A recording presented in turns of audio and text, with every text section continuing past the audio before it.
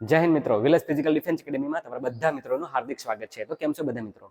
મિત્રો આજે આપણે વાત કરવાની છે એસએસસીજીડીની જે લેટેસ્ટ અપડેટ આવી છે કે જે રિજેક્શન લેટર વિદ્યાર્થીઓને મળી રહ્યા છે, તો આપણે ગુજરાતમાં પણ મળી રહ્યા છે, એના વિશે વાત કરીશું.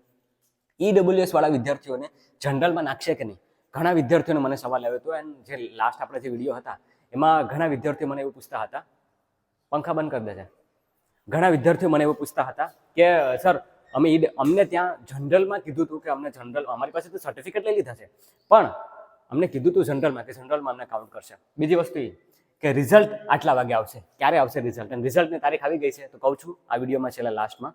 તો અગર જો નવા હોય તો પ્લીઝ વિડીયોને લાઇક છે અને સબસ્ક્રાઈબ જરૂરથી કરજો અને તમારા મિત્ર વર્ગને શેર જરૂર કરાવડાવજો. ચાલો હવે વિડીયોની શરૂઆત કરીએ. ઓકે મિત્રો, તો પહેલા વાત કરીએ આપણે કે રિજેક્શન લેટર જે છે એ ઘણા વિદ્યાર્થીઓને મળી રહ્યા છે અને શું કામ મળી રહ્યા છે. યસ, શું કામ મળી રહ્યા છે પહેલા તો આપણે એ જાણીએ કે જો રિજેક્શન લેટર છે ને મિત્રો, એ વિદ્યાર્થીઓને મળી રહ્યા છે કે જેને ડોમિસાઇલ, યસ ડોમિસાઇલ મતલબ કે બીજા સ્ટેટમાં છે છતાં પણ મતલબ એને મેન જે જ્યાંથી એને ભરતી કરી છે એ સ્ટેટનું એની પાસે ડોમિસાઇલ નથી અને બીજા સ્ટેટમાંથી ડોમિસાઇલ લઈને ભરતી કરી છે. પહેલા તો એ વિદ્યાર્થીઓ છે બરાબર કે એને એટલા માટે એને મતલબ શું કહેવાય કે રિજેક્શન લેટર આપ્યું છે બરાબર. 10માની માર્કશીટ, યસ 10thની માર્કશીટમાં એમને જે ભૂલ છે એના લીધે પણ એને રિજેક્શન લેટર મળી રહ્યા છે બરાબર. પછી આ સિવાય જે મિત્રો જે સર્ટિફિકેટ હોય ને, કાસ્ટ સર્ટિફિકેટ બરાબર, તો કાસ્ટ સર્ટિફિકેટ જે જૂનું મતલબ આપ્યું છે તો એના લીધે પણ રિજેક્શન લેટર મળી રહ્યા છે. કે જેટલા વિદ્યાર્થીઓને મેં રિસર્ચ કર્યું છે તો એના આધારે મને જાણવા મળ્યું છે કે ડોમિસાઇલ, 10માની માર્કશીટ અને કાસ્ટ સર્ટિફિકેટ આ 2 થી 3 પોઈન્ટ એવા છે કે જેનાથી રિજેક્શન લેટર મળે છે. તો શું તમને પણ મળવાનું છે? તો નહીં મિત્રો, બધાને નથી મળવાનું. બસ એટલી જ વસ્તુનું ધ્યાન જેને નહીં રાખ્યું હશે અને થોડુંક બી ક્યાંક પણ મિસ્ટેક થઈ હશે ને, તો આ વિદ્યાર્થીઓને રિજેક્શન લેટર મળી રહ્યા છે. ઓકે, તો આ તો વાત થઈ રિજેક્શન લેટરની. હવે વાત કરીએ કે ઈડબ્લ્યુએસ વાળાને જનરલમાં નાખશે બરાબર. તો મેં જેટલું બી જાણ્યું છે ને મિત્રો બરાબર, જે બી વિદ્યાર્થીઓએ 2022-23 બરાબર 2022-23નું પણ જે કાસ્ટ સર્ટિફિકેટ જમા કરી દીધું છે ને, ભલે એને ક્રુશિયલ ડેટનું એ નથી આપ્યું, મતલબ કે ક્રુશિયલ ડેટ તમને ખબર છે 2023 હતી બરાબર. 2023 ડિસેમ્બર પહેલા જે મતલબ એ પછી ડોક્યુમેન્ટ જોતું હતું બરાબર, એ પહેલા સુધી. તો એ વિદ્યાર્થીઓને મતલબ ટેન્શન લેવાની જરૂર નથી બરાબર. ભલે તમે 2022-23નું આપ્યું છે પણ છતાં પણ તમારી ગણતરી તમારી કેટેગરીમાં જ થશે. યસ, ઈડબ્લ્યુએસમાં જ થશે. યસ, તો ચિંતા કરવાની જરૂર નથી. તમને જનરલમાં નહીં નાખે મિત્રો બરાબર, તમને જનરલમાં નહીં નાખે બરાબર, તમને તમારી કેટેગરીમાં જ રાખશે, ઈડબ્લ્યુએસ કેટેગરીમાં જ રાખશે મિત્રો. યસ, તો તમારી ચિંતા કરવાની બિલકુલ બી જરૂરી નથી કે ભાઈ મને એવા ઘણા વિદ્યાર્થીઓ પૂછતા હતા કે સર અમને ત્યાંથી તો અમને સીઓ સાહેબે ડોક્યુમેન્ટ તો લઈ લીધા પણ એને એવું કીધું કે કંઈ નક્કી મતલબ હવે ઉપરથી એસએસસી જે ડિસિઝન લેશે ને એ થશે.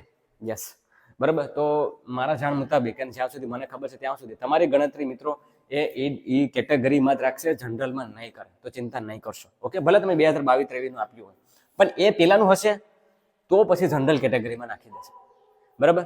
એ વાતનું પછી એમાં તમારે બી સ્વીકારવું પડશે કે અગર જનરલમાં ક્યારે નાખશે, તમારી પાસે 21-22નું હશે તો પછી એ વેલિડ નહીં ગણાય અને એ પ્રમાણે તમને પછી ઈડબ્લ્યુએસ છે કે ઓબીસી છે બરાબર, એમાં તમને મતલબ કેટેગરીમાં નહીં રાખે પણ જનરલમાં વારો આવશે. ઓકે, તો આ તો વાત થઈ ઈડબ્લ્યુએસ વાળાને જનરલ કેટેગરીમાં નાખવાની વાત થઈ. વાત કરીએ રિઝલ્ટ. યસ, ક્યારે આવશે રિઝલ્ટ? યસ બરાબર, ક્યારે આવશે રિઝલ્ટ? તો એસએસસીની ઓફિશિયલ વેબસાઇટમાં જે તારીખ એન્ડ વાર બધી આવી ગયું છે. તારીખ છે 2 ડિસેમ્બર. ક્યારે મિત્રો? 2 ડિસેમ્બર અને સમય છે 4 વાગ્યાનો. 4 વાગે. યસ, એટલા વાગે રિઝલ્ટ આવી જશે. યસ, ફાઇનલ રિઝલ્ટ આપણું જે રિઝલ્ટ જે છે એટલે આતુર સાથે તમે જેટલી રાહ જોઈ રહ્યા છો મિત્રો કે હવે શું થશે શું નહીં, ક્યારે આવશે રિઝલ્ટ, તો બસ મેં તમને કીધું હતું, મેં મારા વિડીયોમાં બી કીધું હતું કે 2જી કે 3જી તારીખે રિઝલ્ટ આવવાની સંભાવના છે.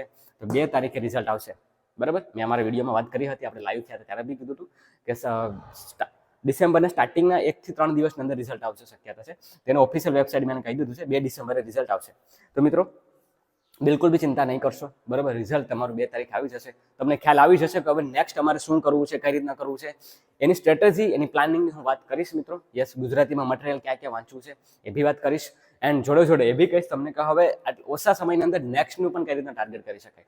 તો રિઝલ્ટ જે બી આવે મિત્રો, કદાચ હવે આપણું મળવાનું થશે, રિઝલ્ટ આવશે, પણ હું ટ્રાય કરીશ કે આજે આપણે મતલબ લાઈવ થાય બરાબર સાંજે 5 વાગે. તમારે જે બી સવાલ હોય તો મને પૂછી જજો બરાબર. 5 વાગે લાઈવ થવાની પૂરેપૂરી કોશિશ કરીશ, તો તમે આવી જજો લાઈવમાં. એ પછી પણ તૈયારી જે છે એ તમારી ચાલુ જ રાખજો, એવું નહીં કે છોડી નહીં દેતા. ઓકે મિત્રો, જ્યાં સુધી તમારું લક્ષ્ય પ્રાપ્ત ન થાય ત્યાં સુધી તમારે તૈયારી ન છોડવી જોઈએ. મારા મુતાબિક તમારે આ જ ડેડિકેશનથી ચાલવું છે મિત્રો, બરાબર. બાકી તમારે જે બી સવાલ હોય તો મને કમેન્ટ સેક્શનમાં પૂછી જોજો. પર્સનલી પણ હું આ નંબર આપું છું, બરાબર, મને વોટ્સએપ કરજો. એન્ડ યસ, આપણે ટેલિગ્રામ ચેનલ ન જોઈન કરી હોય તો ટેલિગ્રામ ચેનલ જોઈન કરી લેજો. વિલેજ ઓફ ફિઝિકલ ડિફેન્સ એકેડમીની આપણી ટેલિગ્રામ ચેનલ છે, તો તેનું લિંક હું મૂકી દઈશ, તમે ત્યાં જોઈન કરી લેજો મિત્રો. બાકી કંઈ બી હશે તો જરૂરથી હું અપડેટ આપીશ વહેલી તકે. મળીએ પાછા નેક્સ્ટ વિડીયોમાં. ત્યાં સુધી મને રજા આપો. યાન યસ, અગર જો થોડોક સારો લાગ્યો એ વિડીયો તો પ્લીઝ આ વિડીયોને લાઈક જરૂરથી કરજો મિત્રો. જય હિન્દ.